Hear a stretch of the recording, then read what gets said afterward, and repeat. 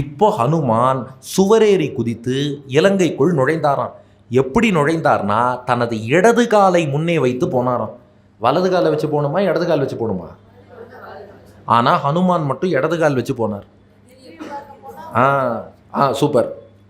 ஏன்னா சாஸ்திரப்படி கல்யாணத்துக்கு போகிறோம், ஒரு யாகத்துக்கு போகிறோம், ஆச்சாரியனை சேவிக்க போகிறோம், கோவிலுக்கு போகிறோம், யாத்திரைக்கு போகிறோம், வீட்டுக்குள்ளே முதல்ல மாட்டு பொண்ணு உள்ளே வரான்னா வலது காலை வச்சு வரணுமா?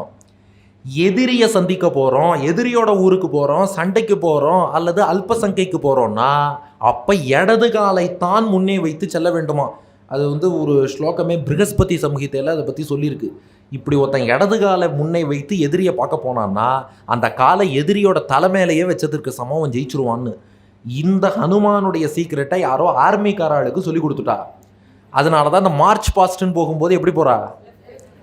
யாரா ரைட் லெஃப்ட் ரைட்டுன்னு மார்ச் பாஸ்ட் போயிருக்கானா? கிடையவே. Left right left, left right left, அப்படி தான் போகிறா இல்லையா? ஏன்னா முதல்ல லெஃப்ட் வச்சு தான் எதிரியை சந்திக்க போகணும். அதனால் சண்டைக்கு போகிறவள்லாம் இன்றைக்கும் லெஃப்ட் ரைட் லெஃப்ட்னு தான் போயின்னு இருக்கா. அப்படி முதல்ல போனவர் ஹனுமான். இடது காலை முன்னே வைத்து அப்படி ஹனுமான் முன்னே செல்கிறார். போய் இலங்கை முழுக்க தேடுறார். ராமாம் ராமஸ்ய சின்வன் நிஷிச்சர நகரே சத்மன சத்மகத்வா வாமாஸ்தா ராவணேன பிரசபம் அபகிருதாக ஸ்தாபிதாச்சாவரோதே ஷியாமா யாமே திருத்தீயே விகலித வசன காமினீர் அப்பியவேக்ஷிய காமம் காமஸ்ய நாயாத் வசம் அனிலசுதோ நசபாயாத் அபாயாத்.